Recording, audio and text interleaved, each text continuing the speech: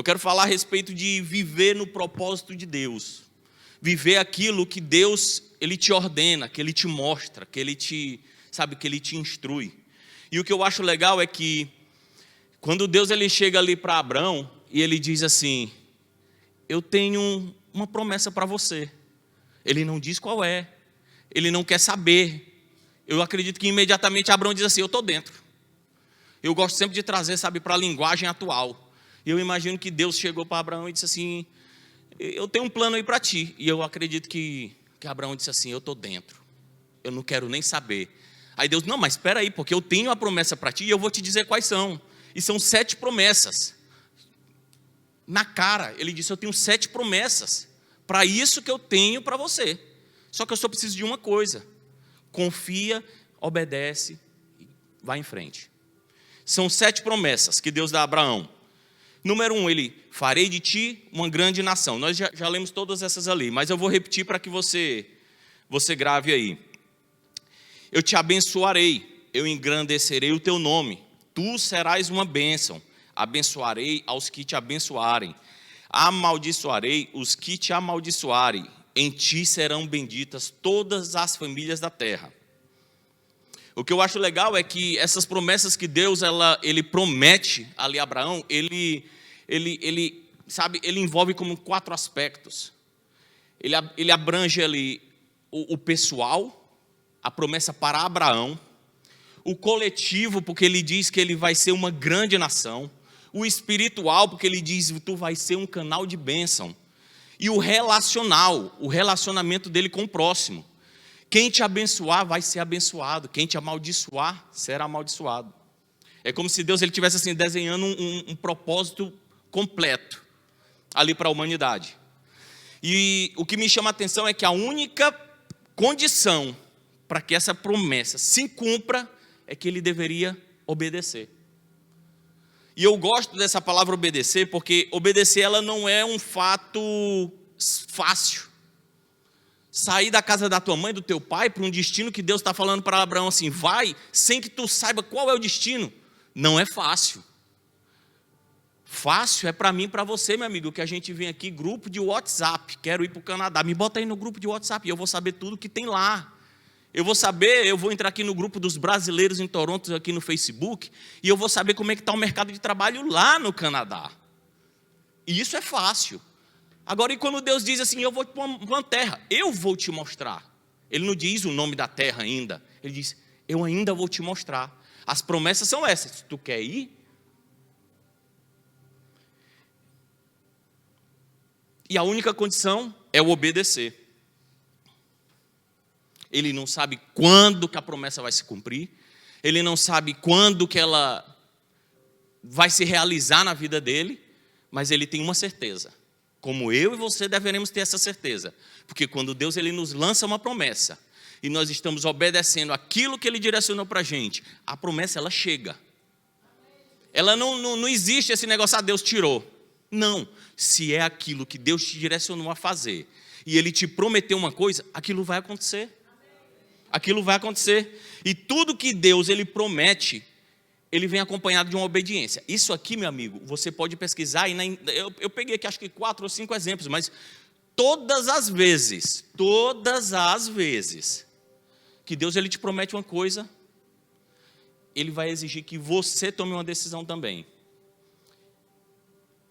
Ele vem acompanhado de um pedido de obediência.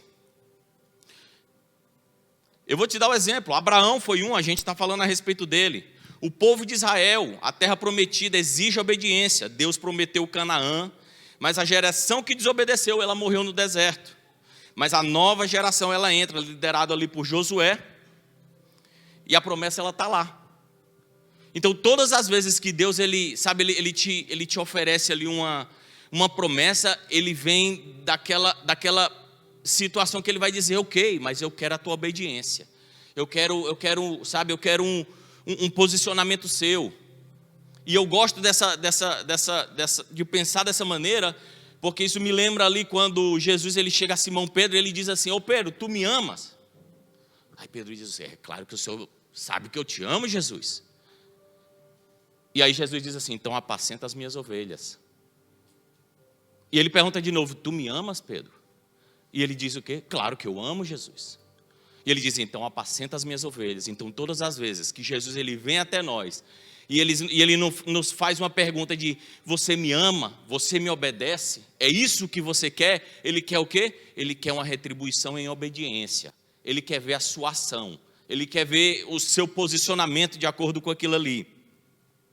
E eu acho legal porque o texto ele continua, e todas as vezes que Abraão ele tinha uma experiência ali, durante aquela trajetória dele, ele tinha a experiência de conversar com Deus, que ele tinha a experiência de chegar a um certo ponto da sua trajetória e agradecer a Deus, ele levantava um altar de adoração.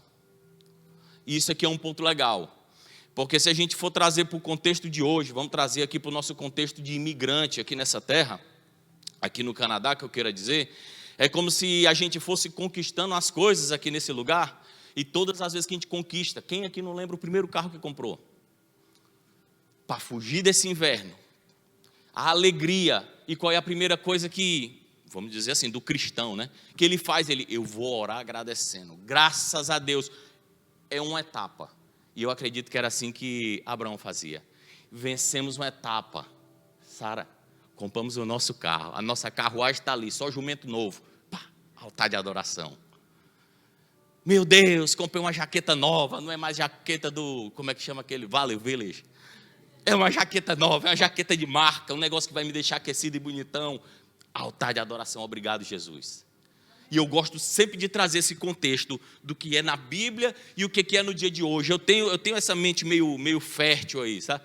Eu gosto de trazer a linguagem da Bíblia para o que seria hoje, sabe? A conversa do que seria esse relacionamento de Deus e de Abraão ali para o dia de hoje. E todas as vezes Abraão vinha e ele levantava ali os altares de adoração. Só que aí chega um certo ponto que a gente quer, a gente pede a Deus, Deus abençoa, Deus abre uma porta, Deus me mostra. Mas como é que a gente quer viver as coisas de Deus? Se quando Ele nos direciona para aquilo que não é o que nós esperamos, nós vamos questionar. Porque é fácil a gente pegar uma palavra dessa e a gente encaixar na realidade do que a gente quer. É fácil a gente dizer assim, eu estou doido para sair do Brasil, eu estou quebrado de dinheiro. Eu quero ir para o Canadá, ficar rico, ganhar dólar. Aí é fácil você pegar ali Gênesis capítulo 12, sai da tua terra. Está vendo, Deus está falando. Agora e se Deus chegar para ti hoje e disser assim, faz o seguinte, lê de novo. E se ele disser assim, sai da tua terra, a terra que tu está é aqui. E se ele disser assim, volta, vai para Cuba. Você vai dando glória a Deus ou você vai questionar? Mas espera aí, Deus, Cuba, tia Rosa, Cuba? Cuba, mas não dá para ser assim, Inglaterra. Não, Cuba. Vai lá, Equador, Venezuela, África. Aí é fácil. Aí é fácil a gente adequar aquilo que a gente quer e dizer, é Deus que está me direcionando. E eu fiquei muito receoso, eu não gosto muito assim de trazer, sabe assim, de pregar e falar como se fosse eu, porque eu passei essa experiência, mas eu acho legal porque talvez vai edificar a sua vida. Eu me lembro quando eu disse assim, eu vou sair do Brasil, do dia para a noite. E eu disse assim, eu acho que eu vou para Nova Zelândia, para a Austrália, eu não estou muito afim de ir para o Canadá não, porque todo mundo vai para o Canadá, eu quero ser diferente. Aí Deus disse, não, mas não é assim. Eu disse, mas eu quero ir à Austrália, viajar logo, aí vou longe e tal. Não, mas não é assim. Lembro disso como se fosse ontem, tive um encontro com Deus, foi eu, a Larissa, eram alguns, sabe aquele encontro com Deus que a gente tem ali no Brasil, que a gente fica, sabe, reservado por alguns dias ali da sociedade, e nós fomos para um encontro desse em uma outra cidade, lá em Teresina, né, no estado do Piauí. E eu lembro como se fosse ontem, um profeta, ele chega no meu ouvido, ele disse, não é conforme a tua vontade. Não é onde tu está pensando. Eu nunca tinha visto o cara. Ele disse, não é onde tu está pensando. Não é onde tu está querendo. É onde eu quero. E a palavra de Deus, ela vai se encaixando. E ela vai se moldando. E ela vem junto com as promessas. sabe? E aí a gente calado, mas Deus fala.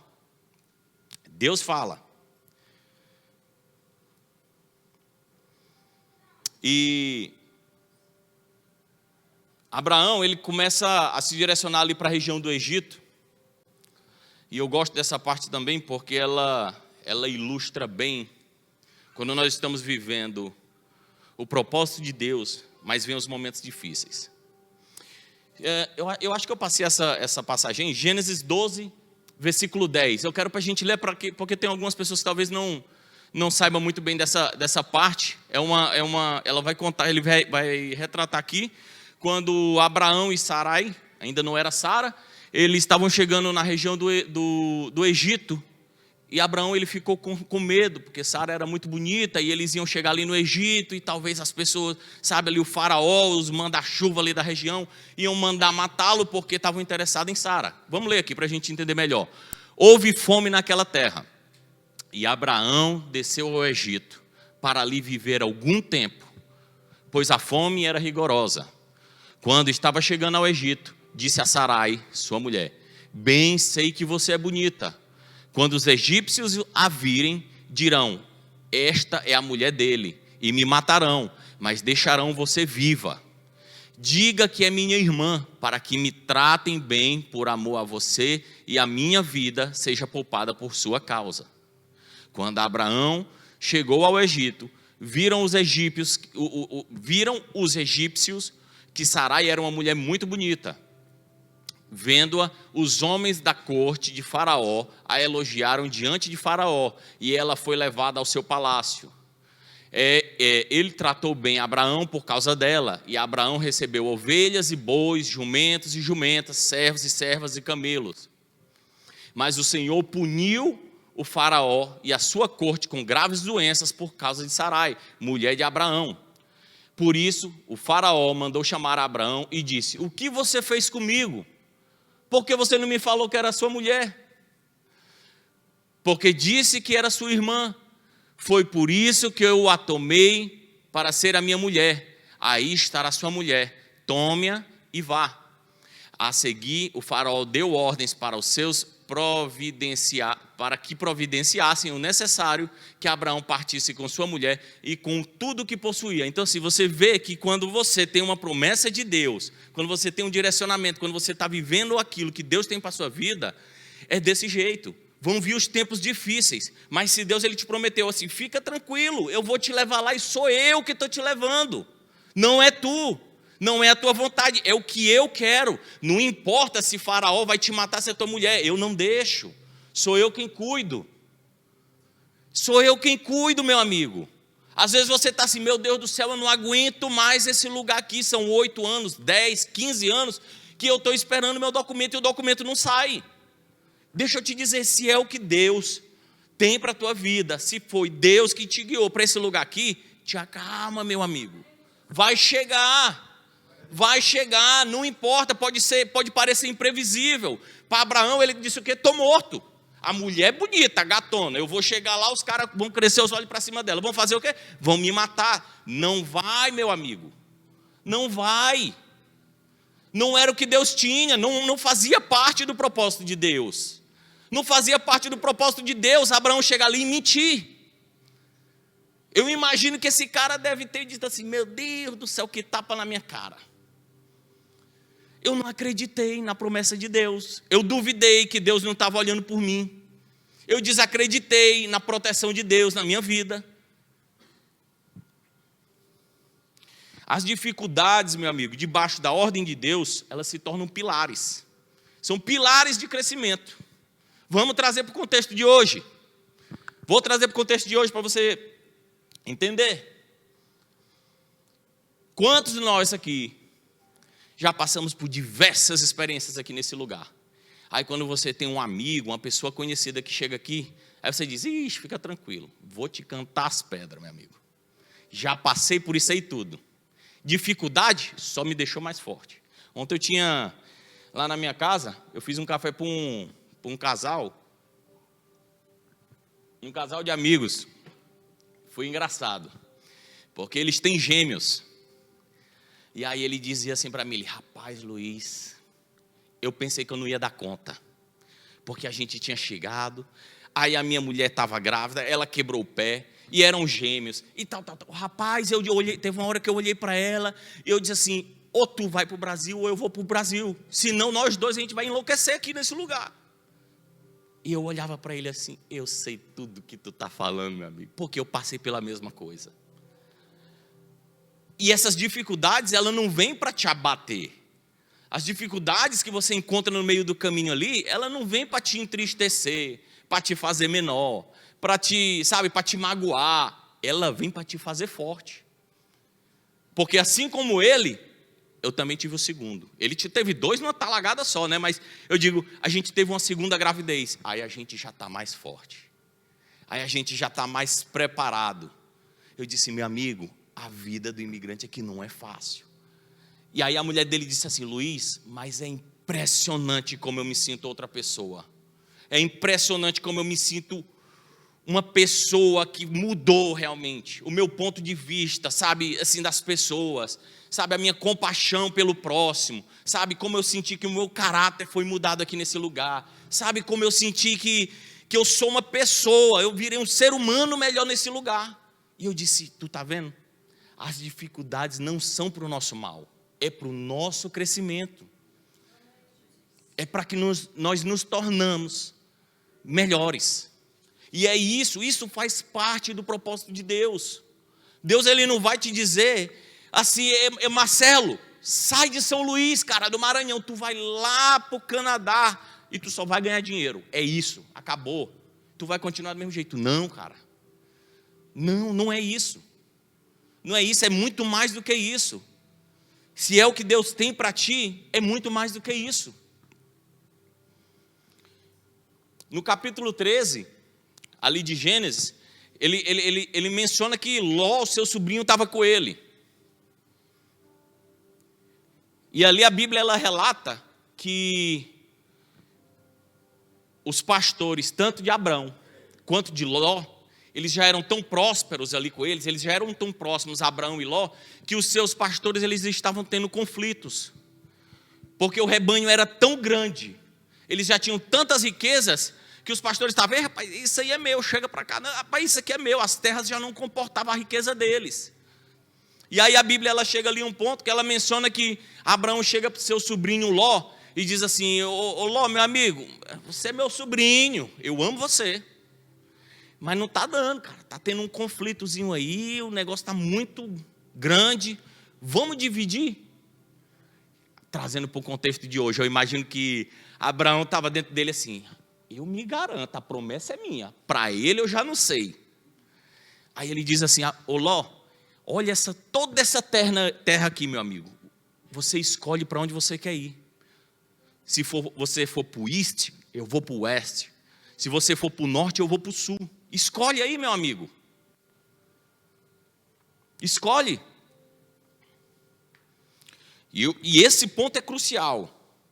Esse ponto é crucial. Porque a decisão que você toma hoje, ela vai mudar completamente a vida da sua descendência. Porque Ló, ele tinha a terra toda. Tinha toda a terra. Porque Abraão, ele não limitou. Ele disse, escolhe. Para onde você for, eu vou para o outro lado. E Ló, ele olha assim, ele diz, eu vou para ali.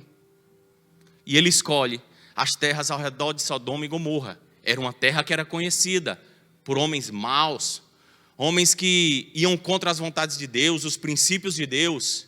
E ele diz assim, eu vou ficar ali por volta de Sodoma e Gomorra, eu vou só ficar dando uma espiada, eu não vou lá dentro não, sou crente, não vou lá não. E isso é importante. E isso eu já conversei com a Larissa, com alguns amigos, várias vezes. Eu disse, cara, tu já parou para pensar que a nossa decisão de ter saído do Brasil e hoje a gente ter filhos aqui nesse lugar, talvez daqui a 5, 6, 7 gerações, a gente vai ter aí alguém, eu não sei nem como é que se transforma isso, mas vai ter gente aqui de 7, 8 gerações que vai dizer assim, não, porque o meu pai era de Fortaleza, aí casou com minha mãe lá em São Luís, no Maranhão, no Brasil. E aí em 2012 eles vieram para o Canadá. Aí aqui Aí você pensa assim, meu Deus do céu, você mudou o fluxo, você mudou a história da sua descendência por uma decisão sua. E foi isso que aconteceu com Ló. A decisão dele influenciou no futuro de toda a sua descendência. Meu amigo, eu vou te dizer uma coisa, você pode ter belos sonhos, projetos, vontades, se não for o propósito de Deus para você, ele não vale a pena. Ele não vai gerar frutos. É o famoso nadar contra a maré. Se não foi Deus que te trouxe aqui, as coisas vão ser mais difíceis. E quem recebe o direcionamento, a palavra de Deus, do ir, vai para a terra que eu vou te mostrar. Ela não existe saudades. O que eu estou querendo dizer é que pessoas que elas estão vivendo a palavra que Deus tem para elas, ele não tem dúvida do que ele está vivendo. Ele não tem questionamento. Ah, mas será? Não. É a palavra de Deus para a tua vida. Não existe as saudades. Ah, caramba, já conheci tanta gente aqui nesse país que o cara vive aqui, tem uma vida boa. Ah, mas eu estou com a saudade do Brasil. E aí o cara larga tudo aqui. Aí ele volta para o Brasil. Aí dá 2 anos o cara está de volta aqui. Ah, mas eu estou com saudades. Dando uma pequena pincelada a respeito daquilo que eu mencionei da minha história aqui, me lembro de um dia que nós chegamos a ninguém sabia da nossa viagem para o Canadá, e aí nós chegamos ali num grupo de oração, ninguém sabia, era eu e a Larissa, era uma semente que estava no nosso coração, e eu me lembro de um profeta olhar assim, ei meu amigo, lembro disso hoje, eu não sei se Vitor não estava lá, isso faz muitos anos, isso foi 2012 aí, o cara olhou para mim e disse, ei meu amigo, deixa eu te dizer uma coisa, Deus só tem uma coisa para te dizer, tem uma viagem na tua vida, e o que Ele está te dizendo é só uma coisa, vai, e vai sem saudade. E eu disse, uau. Aí eu olhei para a Larissa assim, quando a gente saiu dali, eu disse, tu contou isso para alguém? Ela, não. Eu disse, é Deus. Vai e vai sem saudade. Eu disse, é isso aí que Deus quer para a gente. E vivi aqui. Para quem não sabe, isso ali é minha mãe, isso ali é meu pai, né? Meu padrasto, né? O papo, aniversário dele hoje, tá? E nós vivemos aqui 6, 7 anos, talvez, sem a gente se ver. E assim, eu não quero parecer um coração duro, mas não tinha saudade, não. Claro, assim, a gente fica com aquela, ô mãe, como é que vai? Mas assim, não tinha aquele negócio massacrante, aquela saudade de, ai meu Deus, eu vou voltar, não aguento mais. Não existia isso. Porque a gente aprende que faz parte. A gente tem palavra, a gente está vivendo aquilo ali. Foi Deus que nos instruiu. Meu amigo, foi Deus que te trouxe aqui. Você pode achar que são seus planos. Você pode achar que são seus planos. E Vitor, tu deve estar pensando assim, poxa, mas logo o meu, senhor, como diz lá em São Luís. Logo o meu, está demorando muito. Senhor, calma, meu irmão. Faz parte, Vitor. Faz parte, velho. Faz parte, cara. Foi Deus que te trouxe aqui, Vitor. Tu sabe, mano. Foi Deus que te disse assim, Vitor, isso aqui não dá mais para ti, cara. Vem para cá, vamos para lá. Esse é o plano de Deus para a tua vida e para a tua família. Quem carrega a bênção de Deus, não importa o lugar que ele esteja, ele vai ser abençoado.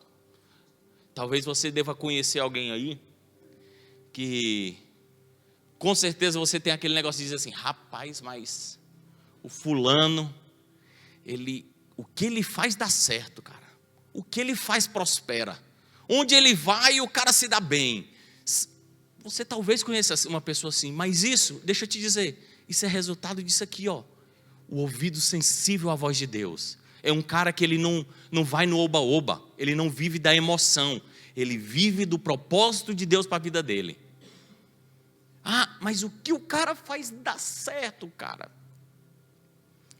Não é que o cara é sortudo, não existe sortudo, meu amigo. Existe aquele que é sensível à voz do Espírito Santo.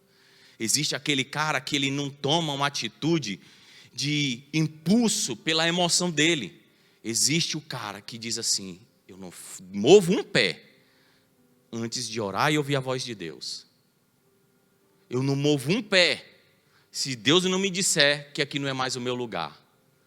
Eu não saio dessa igreja se Deus me disser que aqui não é mais o meu lugar. Eu não me movo, meu amigo, eu não me movo por emoções. Eu não me movo pelas minhas vontades. Eu não vou fazer o que eu quero. Eu vou fazer aquilo que Deus tem para a minha vida.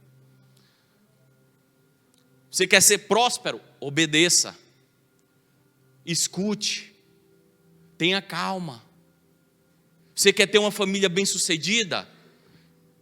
Não tome decisões por impulso. Não fale no seu momento de raiva. Escute. Tenha calma. Ah, mas calma. Calma. Você não consegue ouvir quando você está falando. Não importa o lugar. Se é o que Deus tem para a sua vida, vai dar certo. Pode parecer que não vai, mas você precisa prosseguir. Se foi o que Deus te direcionou, se está sendo difícil ao ponto de você dizer assim: eu não estou mais aguentando, eu vou te contar uma história agora. Gênesis 22. Presta atenção nessa história. Se está difícil para você, se está parecendo impossível, se está longe, cara, mas eu cheguei aqui agora, está tão difícil de conseguir documento. Meu Deus, a crise econômica está tão forte aqui, eu estou vivendo cheque a cheque. Está difícil? Eu vou te mostrar isso aqui. Passado algum tempo, Deus pôs a Abraão à prova, dizendo: Abraão, ele respondeu: eis-me aqui. Então disse Deus: tome o seu filho, seu único filho Isaque, a quem você ama, e vá para a região de Moriá. Sacrifique-o ali como holocausto num dos montes. Opa, calma lá, volta um pouquinho. Num dos montes que lhe indicarei. Na manhã seguinte, Abraão levantou-se e preparou o seu jumento. Levou consigo 2 dos seus servos e Isaque, o seu filho. Depois de cortar lenha para o holocausto, partiu em direção ao lugar que Deus lhe havia indicado. No terceiro dia de viagem, Abraão olhou e viu o lugar ao longe. Disse ele aos seus servos: fiquem aqui com o jumento, enquanto eu e o rapaz vamos até lá. Depois de adorar, voltaremos. Abraão pegou a lenha para o holocausto e a colocou nos ombros do seu filho Isaque. E ele mesmo levou as brasas para o fogo e a faca. E caminhando os dois juntos, Isaque disse ao seu pai: Abraão, meu pai. Sim, meu filho, respondeu Abraão. Isaque perguntou: as brasas e a lenha estão aqui, mas onde está o cordeiro para o holocausto?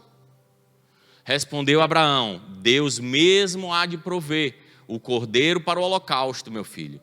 E os dois continuaram a caminhar juntos. Pode ser só até aí. Eu não sei se você entendeu, mas Deus ele chega para Abraão, e era o único filho dele, Isaque, e ele diz assim: eu quero ver se, sabe, esse é o meu entendimento, né? Vamos lá, trazendo para o dia de hoje. Eu imagino que Deus diz assim: eu quero realmente ver se ele está pronto. Vamos dizer assim, é o teste final de Abraão. Vamos ver se ele está pronto realmente para obedecer em todas as possibilidades. E ele diz assim: Abraão, tu vai pegar o teu filho, e a oferta que eu quero é o teu filho. É o único que tu tem. É ele que eu quero. E aí Abraão, a Bíblia não diz que ele hesita. A Bíblia não diz que ele pergunta: mas por que o meu filho? A Bíblia não... Você leu comigo ali. Em momento nenhum a Bíblia diz ali: hesitou Abraão, questionou Abraão. Mas eu e você, a gente questiona, né? Quando não é a nossa vontade. Aí está difícil. É papai, meu amor. Mas está difícil. Eu não estou mais a suportando. E qual será o suporte de dor que Abraão teve que passar ali para poder viver as promessas de Deus? Carregar o seu próprio filho e dizer assim: você vai levar a brasa, você vai levar a lenha. Abraão estava assim, meu Deus do céu, aparece logo. Meu Deus do céu, não pode ser verdade. Mas ele não hesitou, ele foi. E a Bíblia diz que ele subiu com o seu filho. Ele estava pronto. Ele estava pronto para entregar o seu filho como sacrifício. Era o único, meu amigo. Era o que ele tinha de mais valioso na vida dele. Quando a gente leu lá no capítulo 2, dizia ali que Abraão, quando saiu da sua terra, ele tinha 75 anos e o cara não tinha um filho. Ele não tinha um filho. No meio da trajetória, do propósito de Deus para a vida dele, ele teve ali Isaac. E quando chega mais adiante, antes de qualquer promessa se cumprir, imagina esse tempo aí, esse intervalo de tempo longo, e Deus vai dizer assim, meu amigo, é teu filho que eu quero. Às vezes, Deus vai te pedir o que é mais precioso na tua vida, para poder provar o teu coração. Foi a maior prova de amor e obediência de Abraão. Eu quero que você imagine comigo. O que é que você tem de mais precioso na sua vida hoje? É como se Deus dissesse assim, abre mão. Larga. Esquece.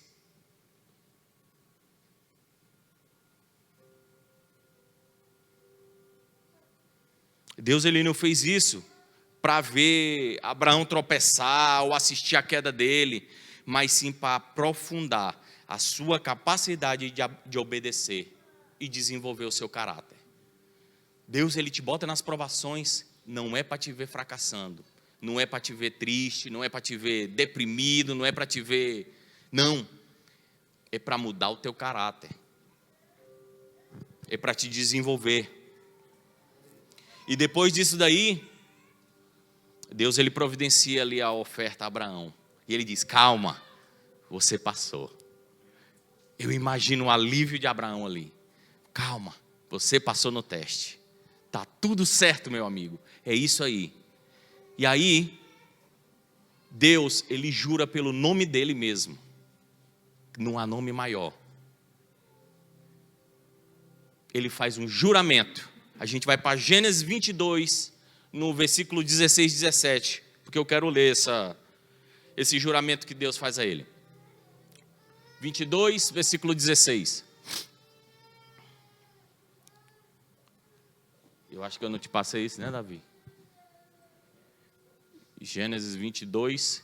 E disse o Senhor, juro por mim mesmo, declara o Senhor, que por ter feito o que fez, não me negado o seu filho, o seu único filho, esteja certo de que o abençoarei e farei seus descendentes tão numerosos como as estrelas do céu e como a areia das praias do mar. Sua descendência conquistará as cidades dos que lhe forem inimigos. Deus ele usou aquilo que era mais precioso para abençoar naquilo que era mais importante para Abraão. Gente, isso é fantástico. Vocês estão aí comigo aí? Amém? Gente, eu estou encerrando. Eu vou correr, mas eu preciso te dar essa palavra aqui.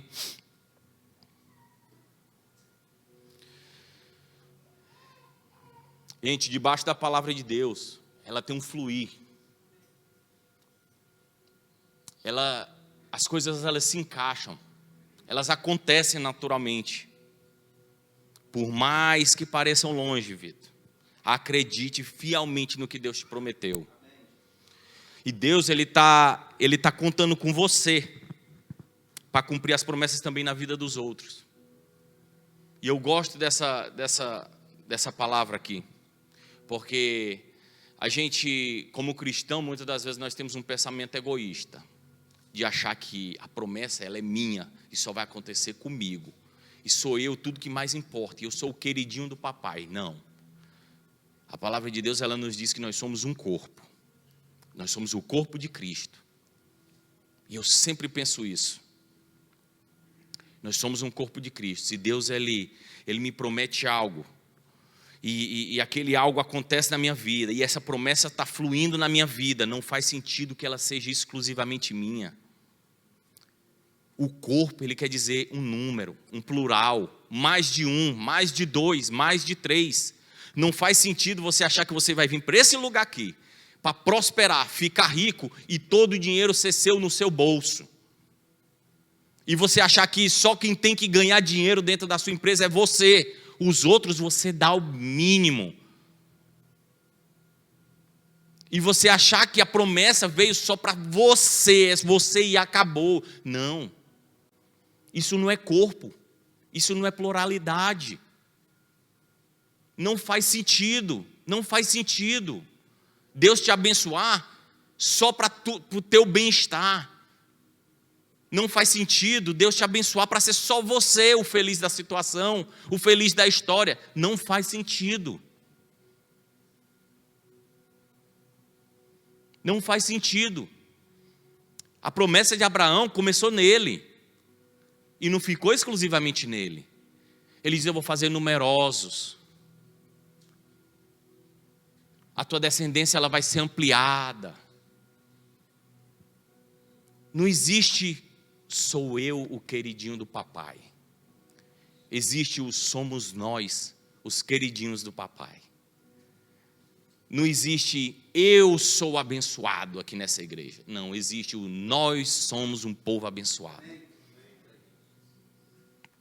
Não fuja do propósito de Deus. Não desista. E eu vou pedir para que você fique em pé por um minuto. E eu vou ler aqui um dos textos que eu mais gosto na Bíblia. Eu comecei falando dele. Eclesiastes, capítulo 3, do versículo 1 ao 10. E isso aqui, eu tenho um Marcelo aqui, eu gosto de falar com o Marcelo, porque o Marcelo chegou agora recente em fevereiro, e eu já falei isso para ele, mas eu já falei isso para o Vitor, eu já falei isso para o Jeter, eu já falei, deixa eu ver para quem mais, para talvez alguns, sabe, das pessoas que são mais achegadas a mim, chegaram depois de mim, e eu sempre disse uma coisa: calma, tem um tempo para todas as coisas. Isso aqui é terra de paciência. Calma, vai dar certo, vai chegar lá. E Eclesiastes 3, do versículo 1 ao 10. Você pode ler em casa, eu não vou ler para a gente não quebrar muito tempo ali, que eu já estou vendo que eu já estou no vermelho. Mas ele vai dizer que há um tempo determinado para tudo e para todo o propósito debaixo do céu. Aí ele vai dizer que há tempo de nascer, há tempo de morrer, há tempo de plantar, há tempo de colher, há tempo de chorar, há tempo de rir, de lamentar, de dançar. Talvez você vai ter alguma versãozinha da NVI, aí a nova versão internacional, que ela usa uma palavra chamada desistir. Só que se você pega a tradução literal, essa palavra ela foi traduzida de forma errada. Não é desistir, é perder. E eu quero te chamar a atenção para isso. Porque talvez você está aqui e você está pensando em desistir. Mas não existe tempo de desistir. Não existe tempo de desistir. Não existe tempo de chegar e dizer assim: eu vou desistir do que Deus me prometeu. Não existe. Não desista. Deus, Ele tem uma promessa para a tua vida. Ninguém vive sem a promessa de Deus.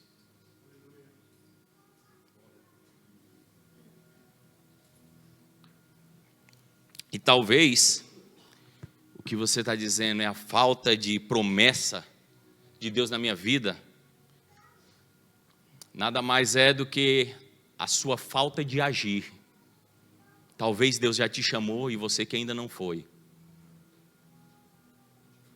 Talvez Deus já te prometeu e você ainda está, eu não sei se eu vou. Eu não gosto de pregações emocionalistas, sabe, que envolvem muita emoção, mas é isso, amigo. Essa é a palavra de Deus. Amém. Obrigado pela tua palavra. Aí então o Senhor diz a Abraão: saia da tua terra. Aí ele diz a Caleb: Caleb, sai lá do interior de São Paulo. Tu vai para uma terra que eu vou te mostrar. E eu vou te mostrar como é que tu vai fazer lá. Ah, mas está difícil, Luiz. Caramba, cara, está sem trabalho. Não há tempo de desistir. Cara, mas o documento parece tão distante porque as portas fecharam agora. Não há tempo de desistir. Foi o que Deus te mostrou? Foi o que Deus te prometeu? Não há tempo de desistir.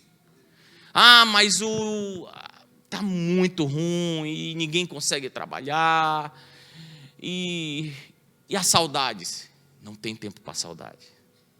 E não há tempo de desistir.